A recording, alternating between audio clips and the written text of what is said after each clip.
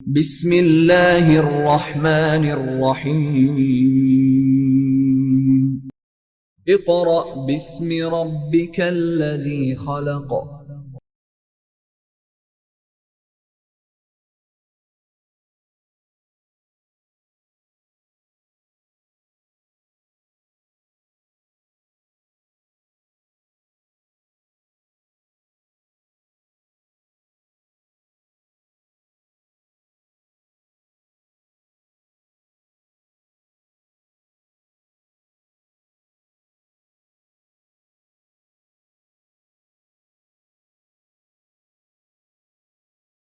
बिस्मिल्लाहिर्रहमानिर्रहीम। Dear students, आज हम वर्क फॉर डे 7 से अपना नेक्स्ट लेक्चर स्टार्ट करेंगे और जो आर्टिकल आज हम डिस्कस करने जा रहे हैं, it is the posterior lobe of pituitary gland. Students, आपको याद होगा कि प्रीवियस लेक्चर में वर्क फॉर डे 6 में हमने डिटेल के साथ पिट्यूटरी ग्लैंड के एंटीरियर लॉब की डिस्कशन की थी, जिसमें हमने स्टूडेंट्स सोमैटोट्रोफिन हार्मोन एंड TSH यानी थायराइड स्टिमुलेटिंग हार्मोन की बात की थी। आज स्टूडेंट्स पोस्टीरियर लॉब में हम वैसोप्रेसिन एंड ऑक्सीटोसिन, ये दो केमिकल्स या हार्मोन्स हैं जिसकी डिस्कशन करेंगे। सो रीडिंग से स्टार्ट करेंगे। Page number 48।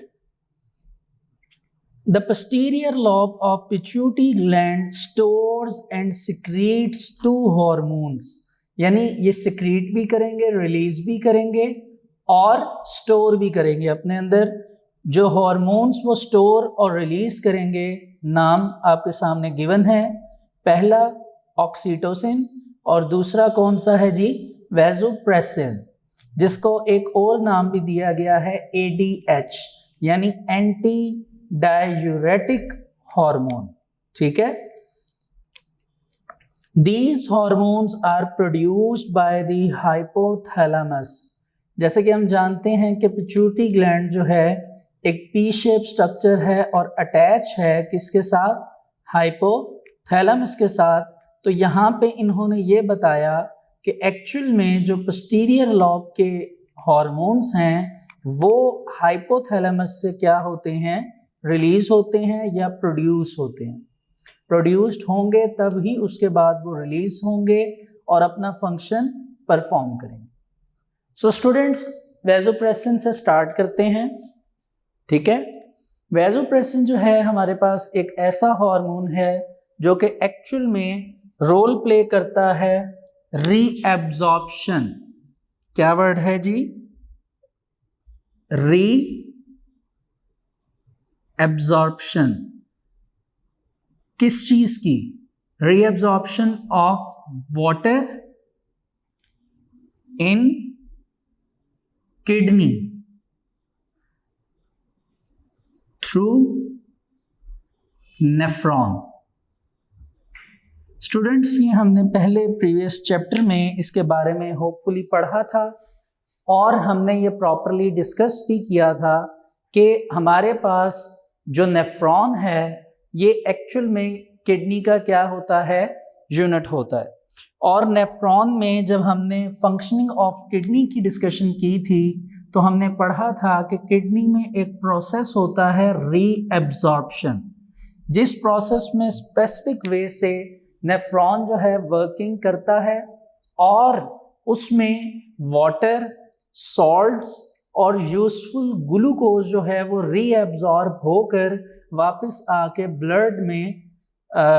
ब्लड में आकर उसका पार्ट बन जाता है। ठीक है।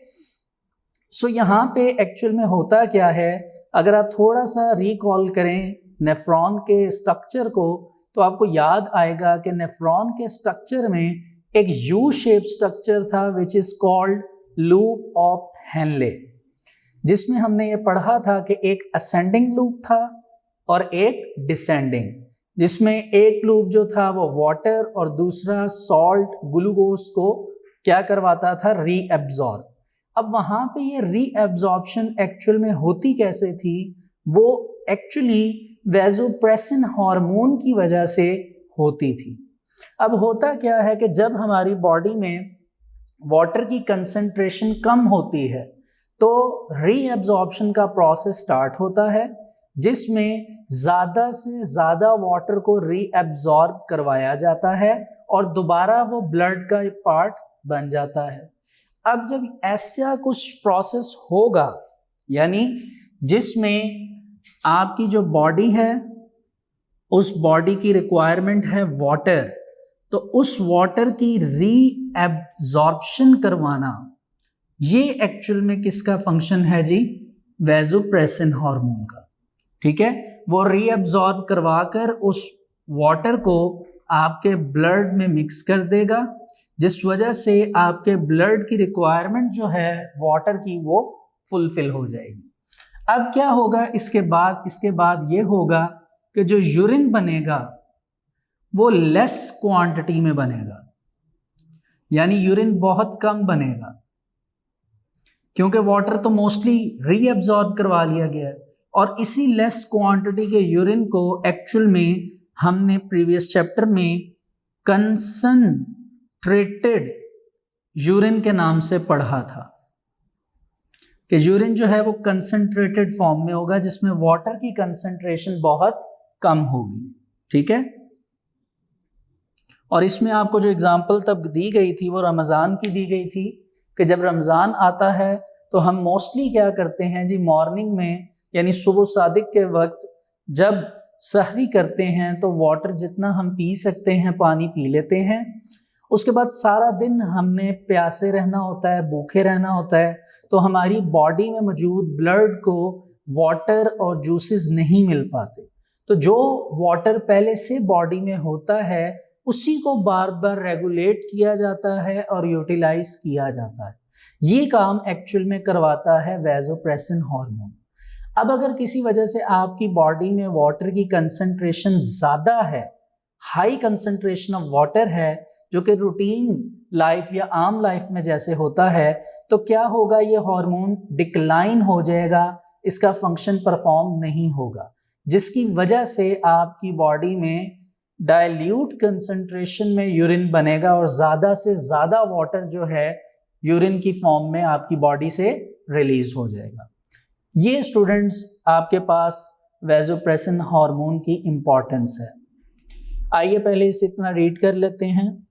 Vasopressin increase the rate of reabsorption of water from nephrons. ठीक है, When we have low amount of water in body fluids, जब हमारी बॉडी के फ्लूइड्स में कंसंट्रेशन ऑफ वाटर कम होता है तो पिट्यूटरी ग्लैंड सिक्रीट करता है वैसोप्रेसिन को, and more reabsorption of water occurs from nephrons into blood, यानी नेफ्रॉन्स जो हैं वो रीअब्जॉर्ब करेंगे वाटर को और किस में मिक्स कर देंगे?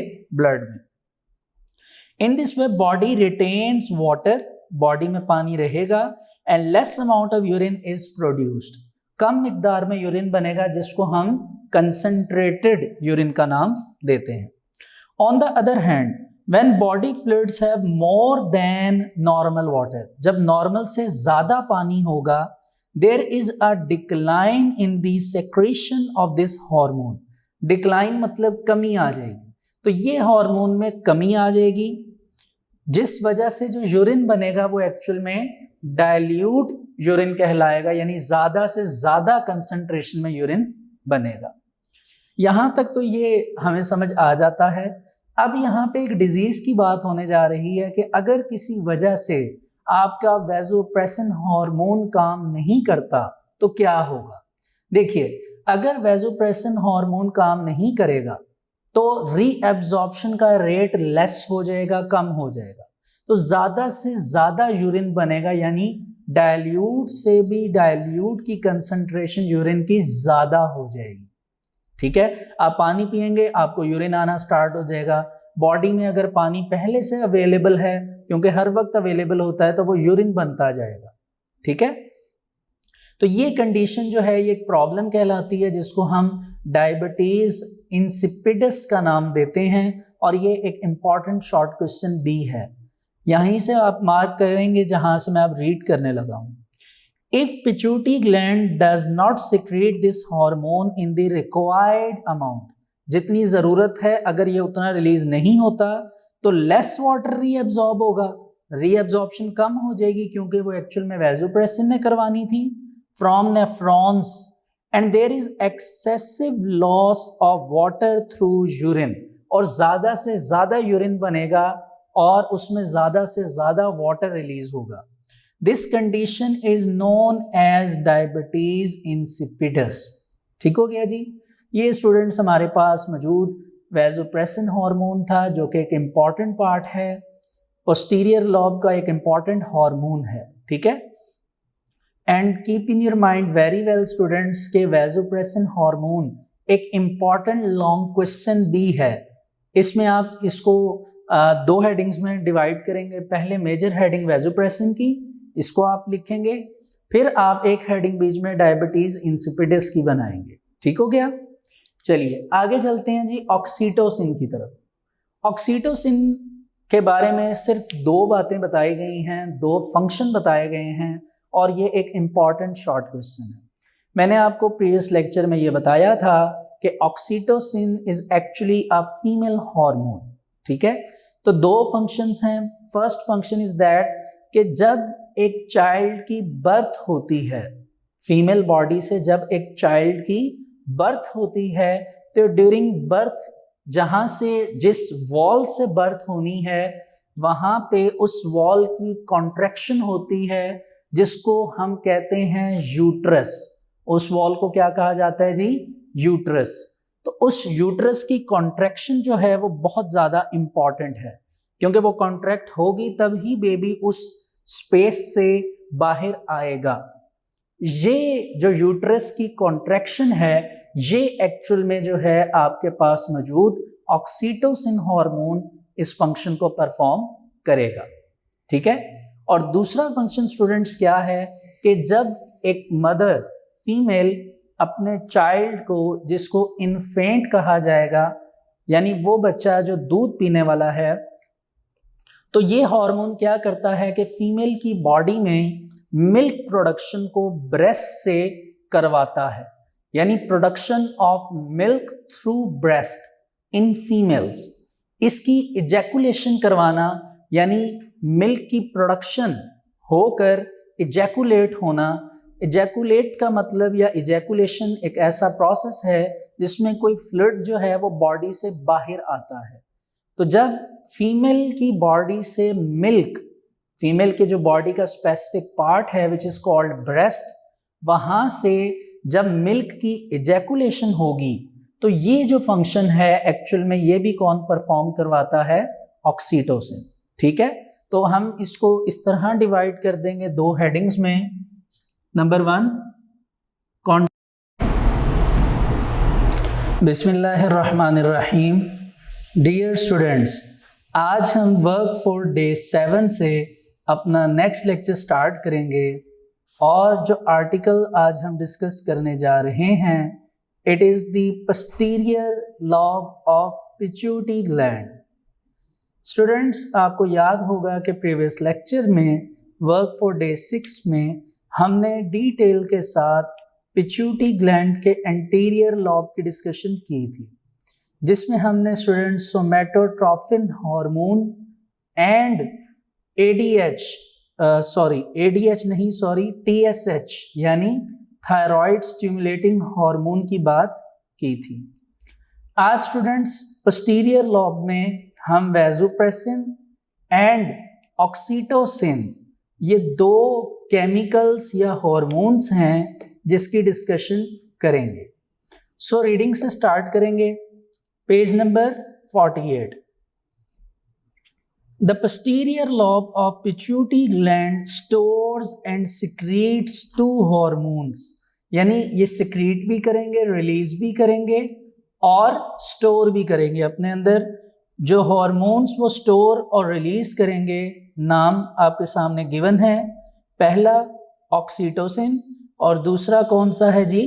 वैसोप्रेसिन, जिसको एक और नाम भी दिया गया है ADH, यानी एंटी डायूरेटिक हार्मोन, ठीक है। These hormones are produced by the hypothalamus। जैसे कि हम जानते हैं कि पिट्यूटरी ग्लैंड जो है एक पी शेप स्ट्रक्चर है और अटैच है किसके साथ, हाइपोथैलेमस के साथ।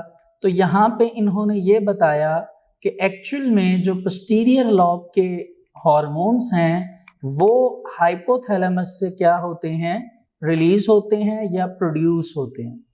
प्रोड्यूस्ड होंगे तब ही उसके बाद वो रिलीज होंगे और अपना फंक्शन परफॉर्म करेंगे। सो स्टूडेंट्स, वैसोप्रेसिन से स्टार्ट करते हैं, ठीक है। वैसोप्रेसिन जो है हमारे पास एक ऐसा हार्मोन है जो कि एक्चुअल में रोल प्ले करता है रीएब्जॉर्प्शन। क्या वर्ड है जी, रीएब्जॉर्प्शन।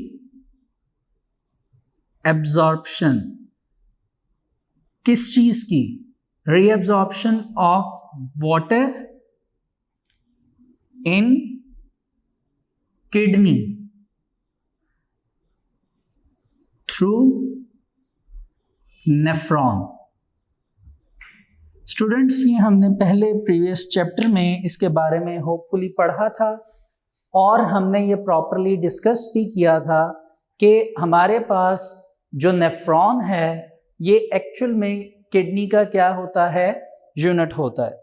और नेफ्रॉन में जब हमने फंक्शनिंग ऑफ किडनी की डिस्कशन की थी तो हमने पढ़ा था कि किडनी में एक प्रोसेस होता है रीएब्जॉर्प्शन, जिस प्रोसेस में स्पेसिफिक वे से नेफ्रॉन जो है वर्किंग करता है और उसमें वाटर, सॉल्ट्स और यूजफुल ग्लूकोज जो है वो रीएब्जॉर्ब होकर वापस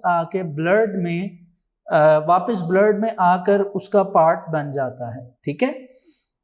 सो यहाँ पे एक्चुअल में होता क्या है, अगर आप थोड़ा सा रिकॉल करें नेफ्रॉन के स्ट्रक्चर को तो आपको याद आएगा कि नेफ्रॉन के स्ट्रक्चर में एक यू शेप स्ट्रक्चर था विच is called loop of Henle, जिसमें हमने ये पढ़ा था कि एक असेंडिंग लूप था और एक डिसेंडिंग, जिसमें एक लूप जो था वो वाटर और दूसरा सॉल्ट, ग्लूकोज को क्या करवाता था, रीएब्जॉर्ब। अब वहाँ पे ये रीएब्जॉर्प्शन एक्चुअल में होती कैसे थी, वो एक्चुअली वैसोप्रेसिन हार्मोन की वजह से होती थी।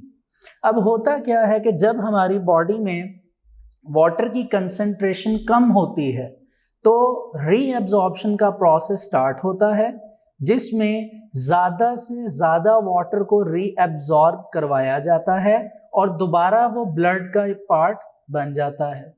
अब जब ऐसा कुछ प्रोसेस होगा, यानी जिसमें आपकी जो बॉडी है उस बॉडी की रिक्वायरमेंट है वाटर, तो उस वाटर की रीएब्जॉर्प्शन करवाना ये एक्चुअल में किसका फंक्शन है जी, वैसोप्रेसिन हार्मोन का, ठीक है। वो रीएब्जॉर्ब करवाकर उस वाटर को आपके ब्लड में मिक्स कर देगा, जिस वजह से आपके ब्लड की रिक्वायरमेंट जो है वाटर की वो फुलफिल हो जाएगी। अब क्या होगा इसके बाद ये होगा कि जो यूरिन बनेगा वो लेस क्वांटिटी में बनेगा, यानी यूरिन बहुत कम बनेगा, क्योंकि वाटर तो मोस्टली रीएब्जॉर्ब करवा लिया गया है। और इसी लेस क्वांटिटी के यूरिन को एक्चुअल में हमने प्रीवियस चैप्टर में कंसंट्रेटेड यूरिन के नाम से पढ़ा था कि यूरिन जो है वो कंसंट्रेटेड फॉर्म में होगा, जिसमें वाटर की कंसंट्रेशन बहुत कम होगी, ठीक है। और इसमें आपको जो एग्जांपल तब दी गई थी वो रमज़ान की दी गई थी कि जब रमज़ान आता है तो हम मोस्टली क्या करते हैं जी, मॉर्निंग में यानी सुबह सादिक के वक्त जब सहरी करते हैं तो वाटर जितना हम पी सकते हैं पानी पी लेते हैं। उसके बाद सारा दिन हमने प्यासे रहना होता है, भूखे रहना होता है, तो हमारी बॉडी में मौजूद ब्लड को वाटर और जूसेस नहीं मिल पाते। तो जो वाटर पहले से बॉडी में होता है उसी को बार बार रेगुलेट किया जाता है और यूटिलाइज किया जाता है। ये काम एक्चुअल में करवाता है वैसोप्रेसिन हार्मोन। अब अगर किसी वजह से आपकी बॉडी में वाटर की कंसंट्रेशन ज़्यादा है, हाई कंसंट्रेशन ऑफ वाटर है, जो कि रूटीन लाइफ या आम लाइफ में जैसे होता है, तो क्या होगा, ये हार्मोन डिक्लाइन हो जाएगा, इसका फंक्शन परफॉर्म नहीं होगा, जिसकी वजह से आपकी बॉडी में डाइल्यूट कंसंट्रेशन में यूरिन बनेगा और ज़्यादा से ज़्यादा वाटर जो है यूरिन की फॉर्म में आपकी बॉडी से रिलीज हो जाएगा। ये स्टूडेंट्स आपके पास वैसोप्रेसिन हार्मोन की इंपॉर्टेंस है। आइए पहले इसे इतना रीड कर लेते हैं। Vasopressin increase the rate of reabsorption of water from nephrons. ठीक है, When we have low amount of water in body fluids, जब हमारी बॉडी के फ्लूइड्स में कंसंट्रेशन ऑफ वाटर कम होता है तो पिट्यूटरी ग्लैंड सिक्रीट करता है वैसोप्रेसिन को, and more reabsorption of water occurs from nephrons into blood, यानी नेफ्रॉन्स जो हैं वो रीअब्जॉर्ब करेंगे वाटर को और किस में मिक्स कर देंगे, ब्लड में। In this way body retains water, body में पानी रहेगा, and less amount of urine is produced, कम मिकदार में यूरिन बनेगा, जिसको हम कंसंट्रेटेड यूरिन का नाम देते हैं। On the other hand, when body fluids have more than normal water, जब नॉर्मल से ज्यादा पानी होगा, there is a decline in the secretion of this hormone. Decline मतलब कमी आ जाएगी, तो ये हार्मोन में कमी आ जाएगी, जिस वजह से जो यूरिन बनेगा वो एक्चुअल में डाइल्यूट यूरिन कहलाएगा, यानी ज्यादा से ज्यादा कंसंट्रेशन में यूरिन बनेगा। यहां तक तो ये हमें समझ आ जाता है। अब यहाँ पे एक डिजीज की बात होने जा रही है कि अगर किसी वजह से आपका वैसोप्रेसिन हार्मोन काम नहीं करता तो क्या होगा। देखिए, अगर वैसोप्रेसिन हार्मोन काम नहीं करेगा तो रीएब्जॉर्प्शन का रेट लेस हो जाएगा, कम हो जाएगा, तो ज्यादा से ज्यादा यूरिन बनेगा, यानी डाइल्यूट से भी डाइल्यूट की कंसंट्रेशन यूरिन की ज्यादा हो जाएगी। ठीक है, आप पानी पिएंगे, आपको यूरिन आना स्टार्ट हो जाएगा। बॉडी में अगर पानी पहले से अवेलेबल है, क्योंकि हर वक्त अवेलेबल होता है, तो वो यूरिन बनता जाएगा। ठीक है, तो ये कंडीशन जो है ये एक प्रॉब्लम कहलाती है, जिसको हम डायबिटीज इंसिपिडस का नाम देते हैं, और ये एक इंपॉर्टेंट शॉर्ट क्वेश्चन भी है। यहीं से आप मार्क करेंगे जहां से मैं अब रीड करने लगा हूं। If pituitary gland does not secrete this hormone in the required amount, जितनी जरूरत है अगर ये उतना रिलीज नहीं होता तो लेस वाटर रीअब्सॉर्ब होगा, रीअब्सॉर्प्शन कम हो जाएगी, क्योंकि वो एक्चुअल में वैसोप्रेसिन ने करवानी थी from nephrons, and there is excessive loss of water through urine, और ज्यादा से ज्यादा यूरिन बनेगा और उसमें ज्यादा से ज्यादा वाटर रिलीज होगा। This condition is known as diabetes insipidus. ठीक हो गया जी। ये स्टूडेंट्स हमारे पास मौजूद वैसोप्रेसिन हार्मोन था, जो कि एक इंपॉर्टेंट पार्ट है, पोस्टीरियर लॉब का एक इंपॉर्टेंट हार्मोन है। ठीक है, and keep in your mind very well students के वैसोप्रेसिन हार्मोन एक इंपॉर्टेंट लॉन्ग क्वेश्चन भी है। इसमें आप इसको दो हेडिंग्स में डिवाइड करेंगे। पहले मेजर हेडिंग वैसोप्रेसिन की, इसको आप लिखेंगे, फिर आप एक हेडिंग बीच में डायबिटीज इंसिपिडस की बनाएंगे। ठीक हो गया। चलिए आगे चलते हैं जी ऑक्सीटोसिन की तरफ। ऑक्सीटोसिन के बारे में सिर्फ दो बातें बताई गई हैं, दो फंक्शन बताए गए हैं, और ये एक इंपॉर्टेंट शॉर्ट क्वेश्चन है। मैंने आपको प्रीवियस लेक्चर में ये बताया था कि oxytocin is actually a female hormone. ठीक है, तो दो फंक्शंस हैं। फर्स्ट फंक्शन इज दैट कि जब एक चाइल्ड की बर्थ होती है, फीमेल बॉडी से जब एक चाइल्ड की बर्थ होती है, तो ड्यूरिंग बर्थ जहां से जिस वॉल से बर्थ होनी है वहां पे उस वॉल की कॉन्ट्रैक्शन होती है, जिसको हम कहते हैं यूट्रस। उस वॉल को क्या कहा जाता है जी, यूट्रस। तो उस यूट्रस की कॉन्ट्रैक्शन जो है वो बहुत ज्यादा इंपॉर्टेंट है, क्योंकि वो कॉन्ट्रैक्ट होगी तभी बेबी उस स्पेस से बाहर आएगा। ये जो यूट्रस की कॉन्ट्रैक्शन है, ये एक्चुअल में जो है आपके पास मौजूद ऑक्सीटोसिन हार्मोन इस फंक्शन को परफॉर्म करेगा। ठीक है, और दूसरा फंक्शन स्टूडेंट्स क्या है कि जब एक मदर फीमेल अपने चाइल्ड को, जिसको इन्फेंट कहा जाएगा, यानी वो बच्चा जो दूध पीने वाला है, तो ये हार्मोन क्या करता है कि फीमेल की बॉडी में मिल्क प्रोडक्शन को ब्रेस्ट से करवाता है, यानी production of milk through breast in females. इसकी इजैकुलेशन करवाना, यानी मिल्क की प्रोडक्शन होकर इजैकुलेट होना। इजैकुलेट का मतलब या इजैकुलेशन एक ऐसा प्रोसेस है जिसमें कोई फ्लूइड जो है वो बॉडी से बाहर आता है। तो जब फीमेल की बॉडी से मिल्क, फीमेल के जो बॉडी का स्पेसिफिक पार्ट है विच इज कॉल्ड ब्रेस्ट, वहां से जब मिल्क की इजैकुलेशन होगी, तो ये जो फंक्शन है एक्चुअल में ये भी कौन परफॉर्म करवाता है? ऑक्सीटोसिन। ठीक है, तो हम इसको इस तरह डिवाइड कर देंगे दो हेडिंग्स में। Number 1, contraction of uterus wall. Number 2,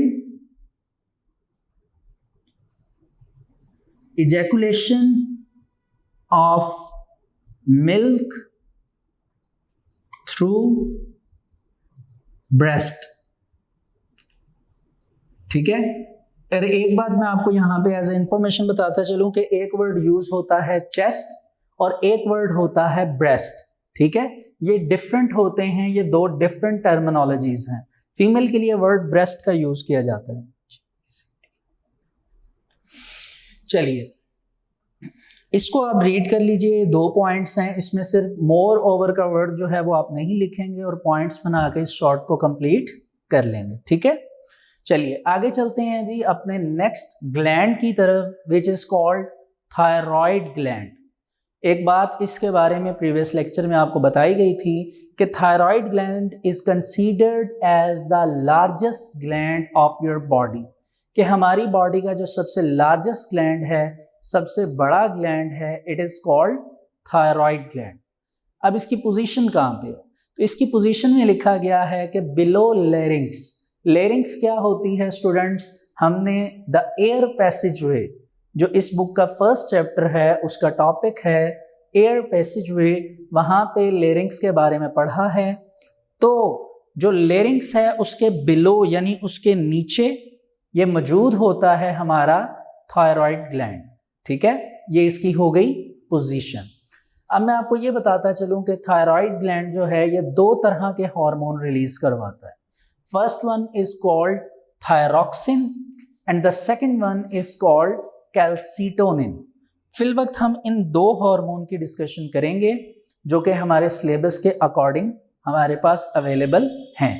ठीक है, यहाँ पे एक चीज एडिशनल मैं आपको ये बताता चलूं स्टूडेंट्स कि जो थायरॉक्सिन हार्मोन है इसकी प्रोडक्शन के लिए एक बहुत इंपॉर्टेंट केमिकल है या एलिमेंट भी आप कह सकते हैं, आयोडीन। ठीक है, ये आपने अपनी प्रीवियस क्लास में भी पढ़ा है कि आयोडीन एक इंपॉर्टेंट एलिमेंट भी है सॉलिड स्ट्रक्चर में, और ये एक्चुअली आपके थायरॉक्सिन की प्रोडक्शन का सबब है। अगर आपकी बॉडी में नॉर्मल रेट के हिसाब से आयोडीन मौजूद है नेक रीजन में, तो यहाँ पे आयोडीन की वजह से थायरॉक्सिन की प्रोडक्शन होती है। अगर किसी वजह से आपकी बॉडी में आयोडीन की डेफिशिएंसी हो गई तो आपकी थायरॉक्सिन, आपका जो थायरॉक्सिन केमिकल है, हार्मोन है, इसकी प्रोडक्शन नहीं होगी। ठीक है, जिसकी वजह से याद रखिए कि अगर आयोडीन की डेफिशिएंसी हो गई तो इसकी डेफिशिएंसी की वजह से आपका जो थायराइड ग्लैंड है वो थायराइड ग्लैंड अपने साइज, जो ओरिजिनल साइज है उस साइज की निस्बत इनलार्ज हो जाता है, यानी उसका जो सरफेस एरिया है वो बढ़ जाता है। और एक्चुअली ये एक डिजीज है विच इज कॉल्ड ग्वाइटर। इसको क्या नाम दिया जाता है? ग्वाइटर। उर्दू में स्टूडेंट्स हम इसको गिल्लड़ की बीमारी का नाम देते हैं। ठीक है, पहले इसको इतना रीड कर लेते हैं पेज नंबर 48 के बॉटम पे। This is the largest endocrine gland in human body. ये एक इंपॉर्टेंट एमसीक्यू है। It is present in neck region below larynx and produces a hormone called thyroxine. ठीक हो गया? नेक्स्ट 2 लाइन्स हैं, उसको आप ग्वाइटर तक रीड कर लीजिए तो आपको यही कुछ सुनने को रीडिंग में मिलेगा जो आपको बताया गया है। इसमें स्टूडेंट्स आपके पास ग्वाइटर का एक शॉर्ट क्वेश्चन है। इसके अलावा थायरॉक्सिन जो है उसका जो फंक्शन है वो अभी हम पढ़ने जा रहे हैं, वो शॉर्ट क्वेश्चन है। नहीं तो अभी जितनी मैंने रीडिंग की उसमें आपके पास इंपॉर्टेंट एमसीक्यूज हैं। सो अब हम मूव करते हैं थायरॉक्सिन के फंक्शन की तरफ। ठीक है, आइए देखते हैं, और आपने इसको अंडरलाइन भी करना है। 2 बातें हैं। पहली, thyroxine increases the breakdown of food, और आगे वर्ड क्या लिखा गया है जी, ऑक्सीडेशन। देखिए ये जो वर्ड ऑक्सीडेशन का है उसको डिटेल में आपने 9th क्लास के चैप्टर नंबर 7 बायोलॉजी में जो आपकी बुक थी उसका चैप्टर 7 जो था उसमें आपने oxidation reduction reaction which is also called redox reaction पढ़ा था। ठीक है, और फूड की ऑक्सीडेशन के बारे में हमने वहां पे डिटेल में पढ़ा था। नो डाउट ये टॉपिक केमिस्ट्री में भी अवेलेबल था रिडॉक्स रिएक्शन के नाम से, लेकिन वहां पे हमने मोस्टली इलेक्ट्रॉन की बेस पे उसको देखा था। ठीक है, तो बेसिकली थायरॉक्सिन का पहला फंक्शन क्या हुआ स्टूडेंट्स, ब्रेकडाउन ऑफ फूड। ठीक है, and release of energy in body. जाहिर सी बात है जब फूड ब्रेकडाउन होगा तो फूड के ब्रेक होने की वजह से क्या चीज रिलीज होगी, एनर्जी। ये थायरॉक्सिन का पहला पॉइंट हो गया, पहला फंक्शन हो गया। दूसरा फंक्शन क्या है जी, कि it is also responsible for the growth of body, कि बॉडी ग्रोथ में भी थायरॉक्सिन जो है वो इंपॉर्टेंट रोल प्ले करता है। तो ये 2 पॉइंट हैं स्टूडेंट्स जो कि एक्चुअल में थायरॉक्सिन का एक शॉर्ट क्वेश्चन है। ठीक है, अब चलते हैं एक कंडीशंस की तरफ। एक तो नहीं 2 कंडीशंस हैं हमारे पास। First one is called hypothyroidism and the next one is called hyperthyroidism। बहुत सिंपल है स्टूडेंट्स, इसको गौर से सुनिएगा। Related to food oxidation and the release of energy. ठीक है, एक क्या है वर्ड हाइपो, एक क्या है हाइपर। हाइपोथायरॉयडिज्म क्या होता है स्टूडेंट्स, याद रखिएगा, अंडर प्रोडक्शन ऑफ एनर्जी, यानी जिसमें एनर्जी की अंडर प्रोडक्शन ये हार्मोन रिलीज होगा। मीन टू से कि जब थायरॉक्सिन रिलीज होगा तो रिलीज होने पर इसकी एक कंडीशन बनेगी अंडर प्रोडक्शन, जिसकी वजह से आपको जो प्रॉब्लम होगी इट इज कॉल्ड हाइपोथायरॉयडिज्म। ठीक हो गया। और एक और कंडीशन जो हम पढ़ रहे हैं हाइपरथायरॉयडिज्म, वो क्या है कि अगर थायरॉक्सिन की ओवर प्रोडक्शन हो जाती है, यानी बहुत ज़्यादा प्रोड्यूस हो जाता है, तो इसकी वजह से आपको हाइपरथायरॉयडिज्म नामी जो है वो प्रॉब्लम होगी। ठीक है, अब हम देखते हैं कि अगर अंडर प्रोडक्शन होगी जिसको हम हाइपोथायरॉयडिज्म कह रहे हैं, इसकी वजह से बॉडी पे क्या इफेक्ट पड़ता है। ठीक है, और अगर ओवर प्रोडक्शन हो रही है तो क्या इफेक्ट पड़ता है। नो डाउट अभी तक आपको ये कॉन्सेप्ट और ये पॉइंट समझ आ गया है कि अंडर प्रोडक्शन का मतलब कि कम एनर्जी है। अगर एनर्जी कम होगी तो बॉडी के फंक्शंस भी स्लो हो जाएंगे, और ओवर प्रोडक्शन का मतलब कि एनर्जी ज़्यादा है। अगर एनर्जी ज़्यादा है तो बॉडी के फंक्शंस भी क्या हो जाएंगे, फास्ट हो जाएंगे। तो आइए देखते हैं कि बॉडी के कौन कौन से पार्ट पे ये अपना रोल प्ले कर रहे हैं। And students, hypothyroidism and hyperthyroidism ये इंपॉर्टेंट शॉर्ट क्वेश्चन है जो डिफरेंस में आएगा। सेंटर में आपने लाइन लगाकर इस शॉर्ट को कंप्लीट करना है। So hypothyroidism is caused by the under production of thyroxine. अगर थायरॉक्सिन अंडर प्रोडक्शन होगा, यानी अपनी जो उसकी नॉर्मल क्वांटिटी है जो रिलीज होनी है उससे अगर कम ये सिक्रीट होगा या रिलीज होगा, इसको हम अंडर प्रोडक्शन का नाम देंगे।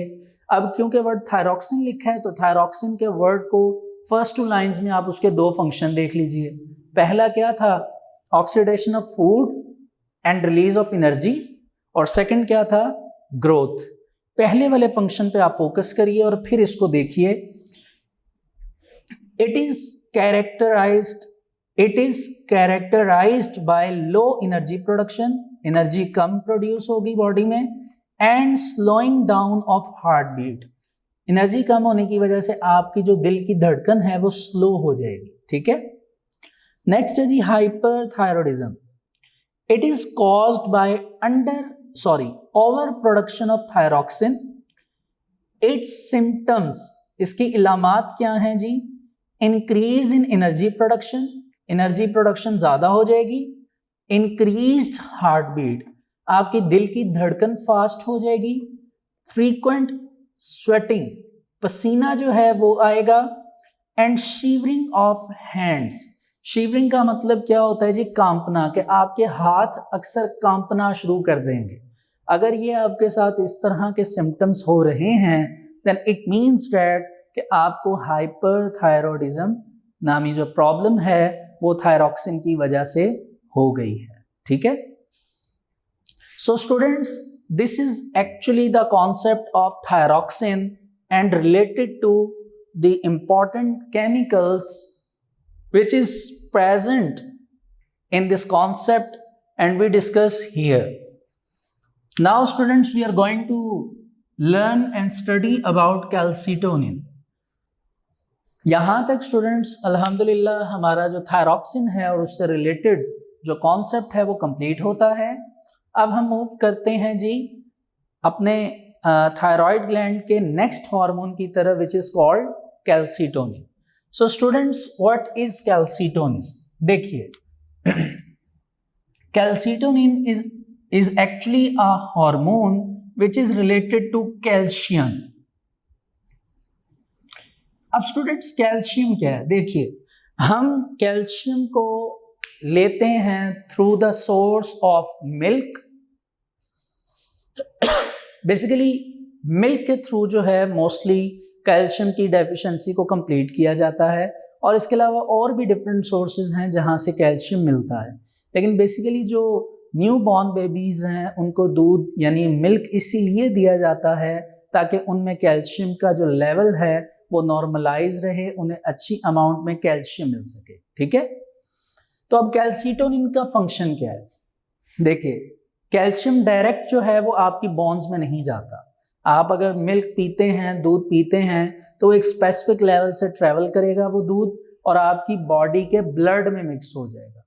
तो कैल्सिटोनिन का काम क्या है, इसका फंक्शन क्या है कि इसने आपके ब्लड से जो कैल्शियम है उसको एब्जॉर्ब करना है और एब्जॉर्ब करके बोन्स में स्टोर कर देना है। This is actually the function of calcitonin, और ये एक स्पेसिफिक रेगुलेशन में ये फंक्शन परफॉर्म होता है। लेकिन यहाँ पे एक सवाल है कि क्या ये फंक्शन होता रहेगा कॉन्टिन्यूसली? देखिए, अगर ऐसा होगा तो फिर तो काफ़ी प्रॉब्लम हो सकती है। लाइक आपकी बॉडी में जितना कैल्शियम है ब्लड में, अगर थोड़ा थोड़ा करके वो कैल्सिटोनिन एब्जॉर्ब करके बॉन्स में स्टोर करता जाएगा तो बॉन्स तो बहुत ज़्यादा स्ट्रॉन्ग हो जाएंगी, इतनी ज़्यादा स्ट्रॉन्ग हो जाएंगी कि ये एक कह लीजिए हार्डन फॉर्म में आ जाएंगी और ये बॉन्स बिल्कुल भी मूव नहीं कर पाएंगी। जिस तरह ये काम तब होता है जब किसी की डेथ होती है। आप देखिए, जब किसी की डेथ होती है तो जिस पोस्चर में उसकी बॉडी है वो वहीं पर स्टॉप हो जाती है, एंड अगर फॉर एग्जांपल उस डेड बॉडी का हैंड इसी तरह ओपन है तो वो ओपन ही रहेगा। होता क्या है बेसिकली कि डेथ की वजह से ब्लड रुक जाता है। हम वार्म ब्लडेड एनिमल हैं, ब्लड रुकने की वजह से क्या होता है कि ब्लड में जहाँ जहाँ कैल्शियम होता है वो कैल्शियम वहाँ पे स्टॉप हो जाता है, जिस वजह से वो उस जगह को हार्डन कर देता है, सख्त कर देता है, जिस वजह से उस पार्ट की मूवमेंट नहीं हो सकती। ठीक हो गया। अब अगर कैल्सिटोनिन ये काम करता रहेगा कि ब्लड में से एब्जॉर्ब करके कैल्शियम को बोन्स में डालता जाएगा तो ये तो बोन्स बहुत ज़्यादा हार्डन हो जाएंगी एंड ब्रिटल होने का भी खदशा है, यानी टूट जाने का, क्योंकि वो इतनी ज़्यादा सख्त होंगी, हम उन्हें मूव करने की कोशिश करेंगे वो मूव ही नहीं करेंगी। अगर पकड़ कर मूव करने की कोशिश करेंगे तो ब्रिटल टूट सकती हैं। तो अल्लाह ताला ने क्या किया, देखिए ये कुदरत जो है अल्लाह ताला की, वो ये कि कैल्सीटोनिन के ऑपोजिट एक और केमिकल है, एक और हार्मोन है जो इसके ऑपोजिट काम करता है, विच is called parathormone, which is called parathormone. अब जो पैराथॉर्मोन है एक्चुअली ये पैराथायरॉयड ग्लैंड से रिलीज होता है। अब तो हम थायरॉयड ग्लैंड पढ़ रहे थे, पैराथायरॉयड ग्लैंड क्या है, इसको समझने के लिए आपको अपनी बुक के डायग्राम पर आना पड़ेगा, पेज नंबर 51। टॉप पे आप देखिए राइट साइड पे आपको थायरॉयड ग्लैंड नजर आ रहा होगा, लेकिन थायरॉयड ग्लैंड के बॉटम पे अगर आप देखें तो उन्होंने लेबल करके बताया है जी पैराथायरॉयड ग्लैंड्स, और ब्रैकेट में क्या लिखा है, in the posterior of the thyroid. यानी अगर ये नेक रीजन में आपका थायरॉयड ग्लैंड है तो इसके एंटीरियर के फंक्शंस तो हमने देख लिए, लाइक थायरॉक्सिन, कैल्सीटोनिन, लेकिन इसका जो पोस्टीरियर एंड है, लास्ट वाला पोर्शन है, इट इज कॉल्ड पैराथायरॉयड। तो पोस्टीरियर लॉब जो है थायरॉयड ग्लैंड का, वो एक्चुअल में क्या कहलाता है, पैराथायरॉयड ग्लैंड, और वो एक हार्मोन रिलीज करता है विच इज कॉल्ड पैराथॉर्मोन। और पैराथॉर्मोन का फंक्शन क्या होगा, ऑपोजिट टू कैल्सीटोनिन। क्या मतलब कि अगर कैल्सीटोनिन का काम ब्लड में से कैल्शियम को एब्जॉर्ब करके बोन्स में भेजना, ये कैल्सीटोनिन का काम है, तो पैराथॉर्मोन का क्या काम है कि बोन्स में से कैल्शियम को एब्जॉर्ब करवाकर ब्लड में वापस लेकर आना, ताकि एक रेगुलेशन रहे, एक बैलेंस रहे हमारी बॉडी में। और ये दोनों जो हैं एक दूसरे के ऑपोजिट जॉब परफॉर्म करते हैं। अगर इनमें से कोई भी अपना फंक्शन प्रॉपरली नहीं करता तो प्रॉब्लम्स होती हैं। उन्हीं प्रॉब्लम्स को अब हम एक एक करके देखेंगे जी। The thyroid gland produces an other hormone called calcitonin. It decreases the level of calcium ions in blood, blood में कैल्शियम लेवल को कम करना, and promotes the absorption of calcium from blood into bones, और उस calcium को blood में से absorb करवाकर बोन्स में ले जाना। ये हो गया जी हमारे पास कैल्सीटोनिन। ये एक इंपॉर्टेंट शॉर्ट क्वेश्चन है। अब चलते हैं जी पैराथायरॉयड ग्लैंड की तरफ। There are 4 glands situated on the posterior side of thyroid gland। आपने अभी देखा था लेबलिंग में कि 4 लाइंस मार्क की गई हैं, यानी 4 ग्लैंड्स पड़े हुए हैं इनके।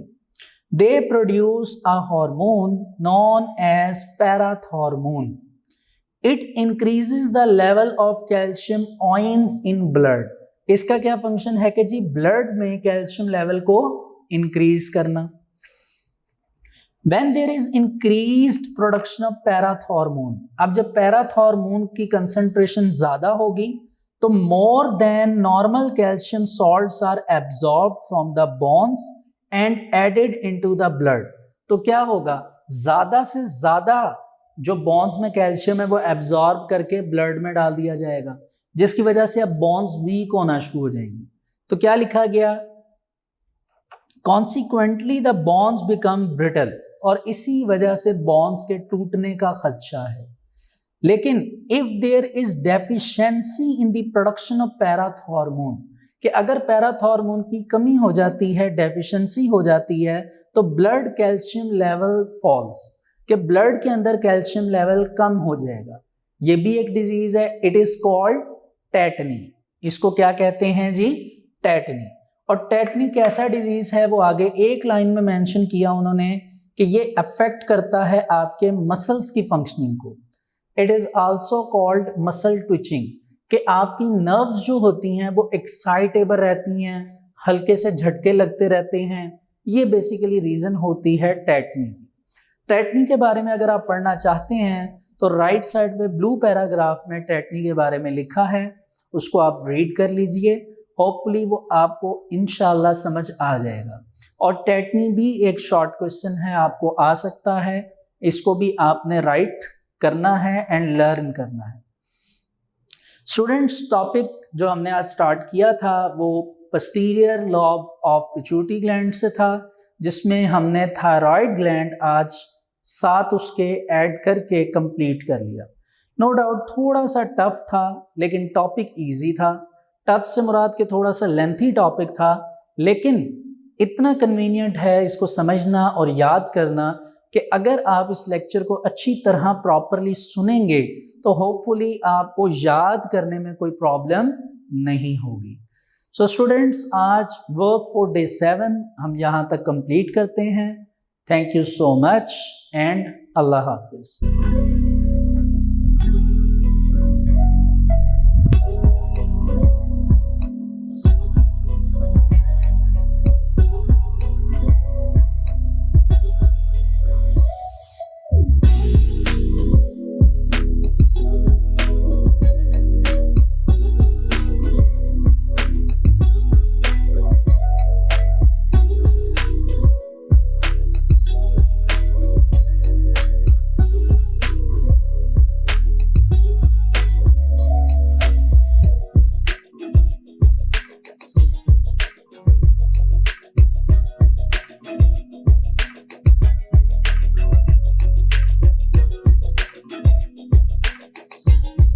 बिस्मिल्लाहिर्रहमानिर्रहीम।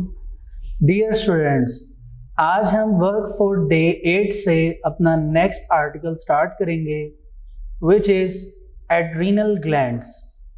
स्टूडेंट्स, प्रीवियस लेक्चर में हमने प्रॉपरली थायराइड ग्लैंड और उससे पहले posterior lobe of pituitary gland के बारे में पढ़ा था। उसके साथ साथ हमने पैराथायराइड ग्लैंड की डिस्कशन भी की थी। आज हमने स्टूडेंट्स एड्रीनल ग्लैंड्स की डिस्कशन करनी है। It is so simple as usual. And first of all students, page number 51 पे आ जाइए। आपको पैराथायराइड ग्लैंड के बिल्कुल नीचे एड्रीनल ग्लैंड्स की डायग्राम मिल जाएगी। फर्स्ट ऑफ ऑल मैं आपको ये बताता चलूँ कि एड्रीनल ग्लैंड्स जो हैं ये 2 किडनीज के ऊपर मौजूद हैं। इट मीन्स दैट कि एड्रीनल ग्लैंड एक नहीं बल्कि 2 हैं। तो हम ये कहेंगे कि 2 adrenal glands are situated above kidneys. Kidneys मतलब 2 किडनीज हैं इस वजह से, ठीक है, are situated above kidneys. Hopefully diagram में आपने इसको देख लिया होगा। इसके बाद स्टूडेंट्स हम आते हैं स्ट्रक्चर की तरफ। हमारे पास एड्रीनल ग्लैंड्स के 2 पार्ट्स हैं। एड्रीनल ग्लैंड्स के कितने पार्ट्स होते हैं जी? 2। एक हमारे पास कहलाता है आउटर पार्ट और एक कहलाता है इनर पार्ट। आउटर पार्ट को स्टूडेंट्स हम नाम देते हैं कॉर्टेक्स और इनर पार्ट को नाम दिया जाता है मेडला। इजी। जिस तरह हमने किडनीज में पढ़ा था कि आउटर पोर्शन को रीनल कॉर्टेक्स कहा जाता है और इनर को रीनल मेडला कहा जाता है, इसी तरह क्योंकि ये किडनीज के ऊपर ही पढ़े हैं अबव सेक्शन पे, दैट्स व्हाई आउटर पोर्शन या outer part is called cortex, inner part और inner portion is called medulla. So students, हमारे पास एक आ गया एड्रीनल कॉर्टेक्स और दूसरा आ गया मेडला। तो एड्रीनल कॉर्टेक्स जो है ये आउटर पोर्शन है और ये एक हार्मोन रिलीज करता है विच इज कॉल्ड कोर्टिकोस्टेरॉइड्स। ठीक है, कॉर्टिकोस्टेरॉइड्स। इसके स्पेलिंग्स आप जरूर देखिए, थोड़े से डिफिकल्ट हैं। ये सेकंड पैराग्राफ में मिलेंगे। कोर्टिकोस्टेरॉइड्स। ठीक हो गया जी, कोर्टिकोस्टेरॉइड्स। आप इसको स्प्लिट करके पढ़िए। तो एड्रीनल कॉर्टेक्स जो है ये जो हार्मोन रिलीज करेगा, इट इज कॉल्ड कॉर्टिकोस्टेरॉइड्स। ठीक है, इसका बेसिकली काम क्या है जी? बॉडी में सॉल्ट्स जो हैं उन सॉल्ट्स को बैलेंस करना, बॉडी में सॉल्ट्स की कंसंट्रेशन को क्या करना, बैलेंस करना। It is basically the function of corticosteroid, which is actually a hormone released by the outer part of adrenal cortex। ठीक है, इसे पहले रीड कर लेंगे। एड्रीनल ग्लैंड्स, थोड़ा सा स्टार्ट से पढ़ेंगे पहले। 2 adrenal glands are situated above kidneys. Each adrenal gland consists of 2 parts. Outer part is called cortex, inner part is called medulla. यहाँ तक इनका आप कह लीजिए एक हिसाब से इनकी जो पोजीशन है वो बताई गई है, ठीक है, और उसके स्ट्रक्चर को बताया गया है। यहाँ पे अब आप इसको स्प्लिट करिए और सेकंड पैराग्राफ पे आ जाइए। The adrenal cortex secretes many hormones called corticosteroids, which maintain the balance of salts and water in blood. इन्होंने प्लूरल में लिखा हुआ है कि many hormones, जिनका काम वाटर और सॉल्ट्स को बैलेंस करना है। ठीक है, मैंने यहाँ पे सिंगुलर हार्मोन लिखा, इसलिए मैंने सिर्फ सॉल्ट्स के बारे में लिखा, लेकिन क्योंकि आपके सिलेबस के अकॉर्डिंग जो बात बताई गई है हम उसे फॉलो करते हैं। हम यहाँ पे हार्मोन्स कर लेते हैं और सॉल्ट के साथ एडिशनल क्या वर्ड ऐड कर लेंगे, वाटर। इसको बैलेंस करना एक्चुअली कॉर्टिकोस्टेरॉइड्स का काम है। ठीक है, दूसरी तरफ चलते हैं एड्रीनल मेडला की तरफ। एक्चुअल में ये जो हार्मोन रिलीज करता है, ये जो हार्मोन रिलीज करता है, it is called adrenaline. It is called adrenaline और इसको एपिनेफ्रिन भी कहा जाता है। साथ साथ रीड करेंगे, वर्ड्स थोड़े से डिफिकल्ट हैं। First paragraph, 4th line. Adrenal medulla secretes a hormone called epinephrine, ठीक है, और एड्रीनालिन। जो वर्ड एपिनेफ्रिन है इसको एपिनेफ्राइन भी पढ़ा जाता है। और आगे क्या लिखा हुआ है जी, इन रिस्पॉन्स टू स्ट्रेस।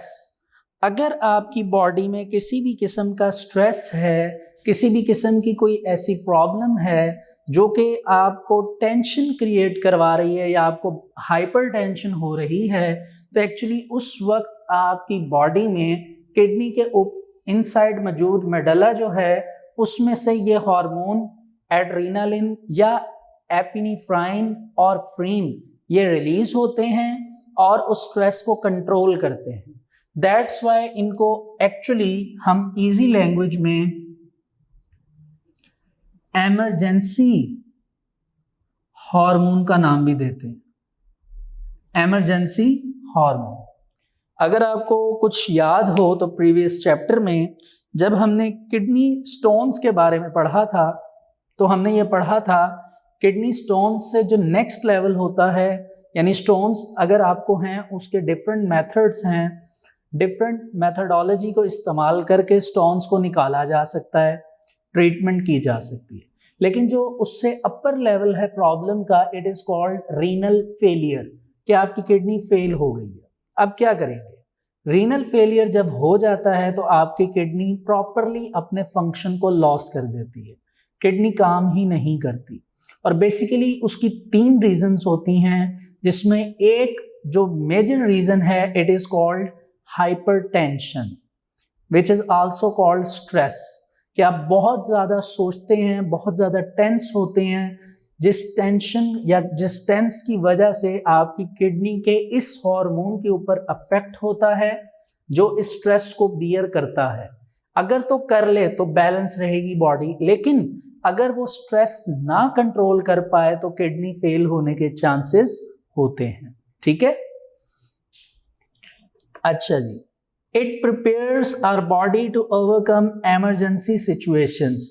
किसी भी तरह की एमरजेंसी है, किसी की डेथ हो गई है, ठीक है, या कोई इस तरह का प्रॉब्लम है, कोई भी एमरजेंसी है, तो ये हार्मोन बॉडी को प्रिपेयर करता है।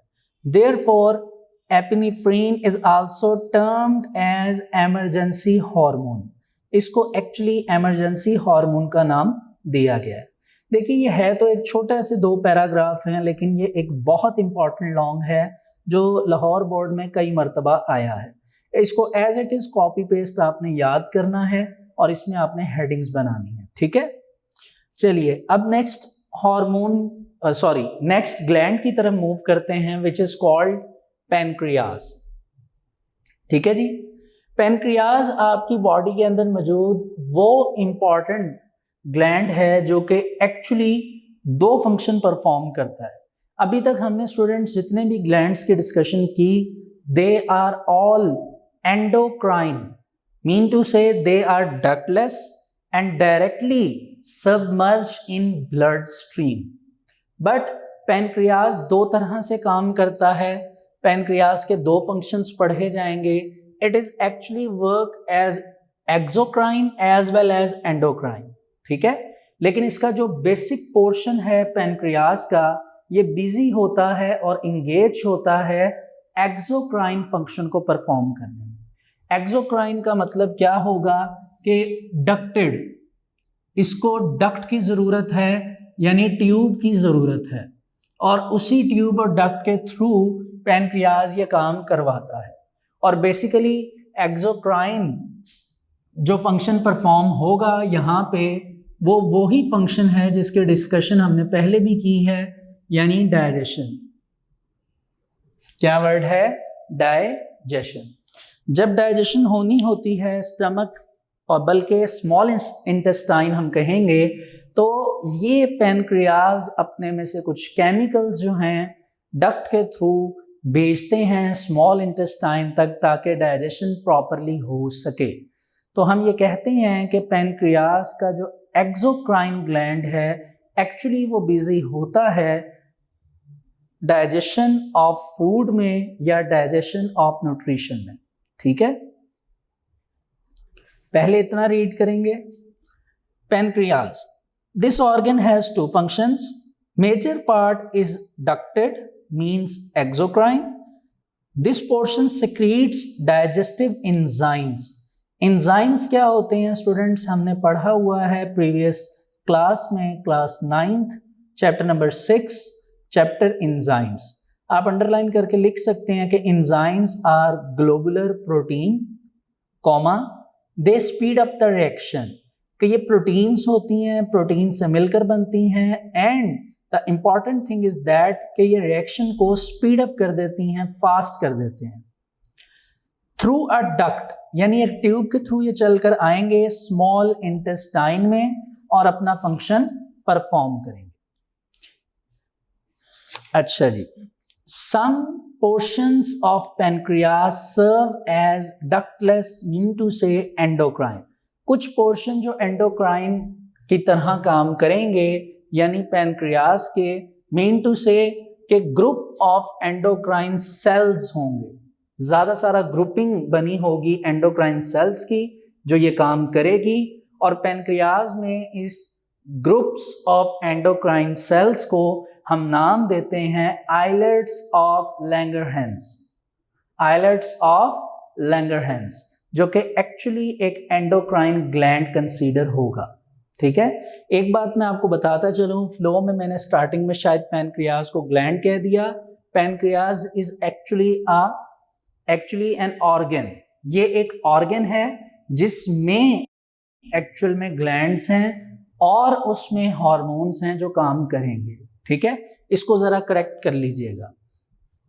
बहरहाल आइलेट्स ऑफ लैंगरहैंस जो है ये एक एंडोक्राइन ग्लैंड है, और ये आइलेट्स ऑफ लैंगरहैंस 2 तरह के हार्मोन्स रिलीज करता है। याद रखिए ये 2 हार्मोन्स जिनके अब हम नाम पढ़ने जा रहे हैं, ये वो इंपॉर्टेंट हार्मोन्स हैं जो हमें हमारी बॉडी में ग्लूकोज लेवल की इंपॉर्टेंस के बारे में बताएंगे, और इन दोनों का काम एक दूसरे के ऑपोजिट होगा, उसी तरह जिस तरह हमने प्रीवियस लेक्चर में पढ़ा था कैल्सिटोनिन एंड पैराथॉर्मोन के फंक्शन को। जैसे वो एक दूसरे के ऑपोजिट जॉब परफॉर्म कर रहे थे, इसी तरह ये दोनों भी एक दूसरे के ऑपोजिट जॉब परफॉर्म करेंगे और हमारी बॉडी में ग्लूकोज लेवल को मेंटेन करेंगे। तो हम ये कह सकते हैं कि both of these hormones are specifically design to maintain the glucose level in our body, यानी हमारी बॉडी में ग्लूकोज लेवल को मेंटेन करने के लिए ये दोनों हार्मोन्स काम करेंगे। अगर तो ये प्रॉपरली अपना फंक्शन परफॉर्म कर रहे हैं नॉर्मली, तो फिर तो किसी भी किस्म की प्रॉब्लम नहीं आती, ठीक है। लेकिन अब देखते हैं इनका फंक्शन क्या है। पहले इंसुलिन को देख लें। इंसुलिन का एक्चुअली काम क्या है कि ब्लड ग्लूकोज कंसंट्रेशन, BGC इसको पढ़ा जाएगा, ब्लड ग्लूकोज कंसंट्रेशन को कम करना और कम करके नॉर्मल तक ले जाना। मतलब ये कि ब्लड, आपने बहुत ज़्यादा फूड खाया, आपके ब्लड में ग्लूकोज लेवल बढ़ गया। इंसुलिन, जैसे ही ब्लड ग्लूकोज लेवल बढ़ेगा, जो आइलेट्स ऑफ लैंगरहैंस हैं वो इंसुलिन को रिलीज करेंगे। इंसुलिन रिलीज होगी, ब्लड में जाएगी और आपके ब्लड ग्लूकोज लेवल को लेस करेगी और लेस करके नॉर्मल तक लेकर आएगी, ठीक है।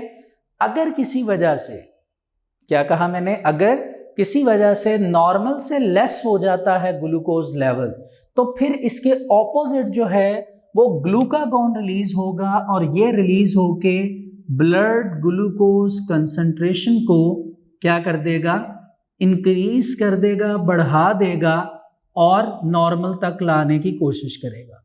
सेम फिर वही होगा कि अगर इंक्रीज करने की वजह से नॉर्मल से ज़्यादा हो गया, तो फिर इसके ऑपोजिट इंसुलिन रिलीज होगा और ये एक दूसरे के ऑपोजिट जो है वो ये फंक्शन परफॉर्म करेंगे।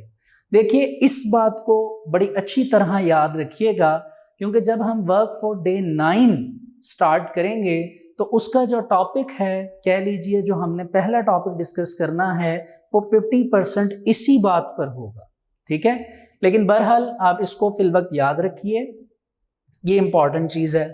लेकिन अब बात ये है कि अगर किसी वजह से इंसुलिन नहीं रिलीज होती या ग्लूकागॉन, तो फिर क्या प्रॉब्लम्स आएंगी। देखिए, अगर कोई बॉडी है और उस बॉडी में इंसुलिन लेवल की डेफिशिएंसी हो गई है, क्या हो गई है, डेफिशिएंसी, यानी उस बॉडी में इंसुलिन नहीं है किसी भी वजह से। इसकी वजह से स्टूडेंट्स एक डिजीज होता है विच is called diabetes mellitus. Hopefully ये वर्ड आपने पहले भी सुना होगा। Diabetes mellitus is also called sugar. हम नॉर्मली सुनते हैं भाई, हमारे जो दादा अब्बू हैं, हमारे जो चचा हैं, उनका शुगर लेवल बढ़ गया है, उनको शुगर है। क्या है एक्चुअली, उनकी बॉडी में जो पेनक्रियाज है उसमें मौजूद आइलेट्स ऑफ लैंगरहैंस में इंसुलिन की प्रोडक्शन प्रॉपरली नहीं हो रही या ख़त्म हो गई है, जिस वजह से ये प्रॉब्लम आ रही है। इसी तरह अगर आपकी बॉडी में ग्लूकागॉन, इसकी डेफिशिएंसी हो जाती है। अब ये आपकी बुक में नहीं अवेलेबल, लेकिन मैं आपको बता दूं कि अगर आपकी बॉडी में ग्लूकागॉन की डेफिशिएंसी हो जाएगी तो आपका ब्लड ग्लूकोज लेवल कम से कम होता जाएगा। यानी अगर ग्लूकागॉन नहीं है बॉडी में, ग्लूकोज लेवल कम होता जाएगा, बहुत कम होना शुरू हो जाएगा। This disease is known as hypoglycaemia. क्या नाम दिया जाता है जी इसे, हाइपोग्लाइसीमिया। ये भी एक डिजीज है, इसमें शुगर लेवल बहुत ज़्यादा लो हो जाती है। तो ये वो टर्म्स हैं जो हमने आम रूटीन में सुने ही हैं, लेकिन आज हमने इनको प्रॉपरली जो है वो टर्मिनोलॉजीज प्रोवाइड की और इनको समझ रहे हैं। याद रखिए, ब्लड ग्लूकोज लेवल में अगर इंसुलिन की डेफिशिएंसी होगी तो डायबिटीज मेलाइटस, ठीक है, और अगर ग्लूकागॉन की होगी तो हाइपोग्लाइसीमिया। क्लियर है? चलिए अब इसे रीड करते हैं जी। Okay, this portion contains group of endocrine cells referred as islets of Langerhans. These islets secrete two hormones, that is insulin and glucagon. Glucagon influences the liver to release glucose in blood, and so the blood concentration rises. देखिए इनमें इस function में liver जो है वो इधर right किया गया है, लिवर जो है जिगर वो इन्फ्लुएंसेस होता है और ये काम करवाता है। यानी बीच में इंसुलिन जब रिलीज होगी या ग्लूकागॉन रिलीज होगा तो बीच में लिवर जो है वो एक्चुअल में ग्लूकोज को इन्फ्लुएंस करेगा कि उसकी कंसंट्रेशन को कम करना है या ज़्यादा करना है। अब ऐसा क्यों होता है? तो बेसिकली आपने 9th क्लास में 8 चैप्टर न्यूट्रिशन में आपने लिवर के बारे में पढ़ा था और वहाँ पे आपने फंक्शंस भी पढ़े थे लिवर के, ठीक है। इसी तरह इंसुलिन इन्फ्लुएंसेस करेगी लिवर को to take excess glucose from blood and so the blood glucose concentrations fall, कम हो जाए। अब आते हैं कंडीशंस की तरफ। If a person's body pancreas does not make normal quantity of insulin, अगर नॉर्मली इंसुलिन नहीं बन रही तो ब्लड ग्लूकोज कंसंट्रेशन राइजेस, बढ़ जाएगा and we say that the person has diabetes mellitus. ठीक हो गया जी। Person with diabetes have loss of body weight, उसकी बॉडी का वजन कम हो जाएगा। अच्छा, यहाँ पे आपको ये शॉर्ट क्वेश्चन फैक्टर्स आ सकते हैं। ये जो अब मैं पढ़ रहा था कि पर्सन विद डायबिटीज, ये डायबिटीज के फैक्टर्स हैं जो इफेक्ट होते हैं, ये शॉर्ट क्वेश्चन है। Number 1, loss of body wait, वजन कम हो जाएगा। Weakening of muscles and tightness, थकावट होगी और मसल्स जो हैं वो कमजोर हो जाएंगे। ठीक है। The disease can be controlled by insulin administration, यानी इंसुलिन की एडमिनिस्ट्रेशन करके उस इंसुलिन को प्रॉपर वे से हमें लेना पड़ेगा बाहर से एज अ सप्लीमेंट, और तभी ये प्रॉब्लम रिजॉल्व हो सकता है। आगे कहा गया है जी, formally insulin extracted from animals was used for this purpose. मतलब ये बड़ी इंपॉर्टेंट बात है अगर आप इसको समझना और सीखना चाहें कि पहले ज़माने में क्या होता था कि जब इंसुलिन को बनाने का प्रॉपर मेथड नहीं था तो एनिमल्स की बॉडी में से पैनक्रियाज को निकाला जाता था और उस पैनक्रियाज में से इंसुलिन को एक्सट्रैक्ट किया जाता था और यूज़ किया जाता था, जो कि बहुत ही मुश्किल काम था, लेकिन with the passage of time हमें एक टेक्निक मिली विच इज़ कॉल्ड बायोटेक्नोलॉजी, और इसको हम बायोटेक्नोलॉजी भी कहते हैं, जिसको यूटिलाइज करके बैक्टीरिया की कॉलोनीज बना के हम लाखों कंसंट्रेशन में, यानी 100 of thousands की कंसंट्रेशन में इंसुलिन की प्रोडक्ट को इजीली बना सकते हैं और उसको यूटिलाइज कर रहे हैं। तो ये स्टूडेंट्स हमारे पास आज का टॉपिक था। एक आर्टिकल था एड्रीनल ग्लैंड्स का एंड पैनक्रियास का, जिसको होपफुली हमने काफ़ी डेप्थ में जाके समझने की कोशिश की एंड हमें बहुत सी बातें जो हैं वो समझ आ गई हैं। नीचे आपको BGC यानी ब्लड ग्लूकोज कंसंट्रेशन का टेस्ट नज़र आ रहा होगा। ये टेस्ट होपफुली अगर आप इसको रीड करेंगे तो आप समझ जाएंगे कि ये टेस्ट कैसे परफॉर्म होता है, और बेसिकली जब आप क्लास में आएंगे तो इंशाल्लाह आपको स्कूल में क्लास में टेस्ट परफॉर्म भी करवा दिया जाएगा। ठीक है। इससे आप ये डायग्नोस कर सकते हैं कि आप प्री डायबिटिक हैं या डायबिटिक हैं। ठीक है। सो स्टूडेंट्स, आज एड्रीनल ग्लैंड के लॉन्ग क्वेश्चन के साथ और पैनक्रियाज में जो हमने डायबिटीज़ मेलाइटस का शॉर्ट क्वेश्चन किया, और उसके अलावा एक शॉर्ट और है ग्लूकागॉन एंड इंसुलिन का फंक्शन, इसके साथ आज हमारा ये टॉपिक कंप्लीट होता है। ग्लूकागॉन एंड इंसुलिन का एक एक पॉइंट एज अ फंक्शन आप उसे अंडरलाइन कर लीजिए और उसे याद कर लीजिए। सो स्टूडेंट्स, आज हमारा वर्क फॉर डे 8 यहाँ तक कंप्लीट होता है। थैंक यू एंड अल्लाह हाफिज़।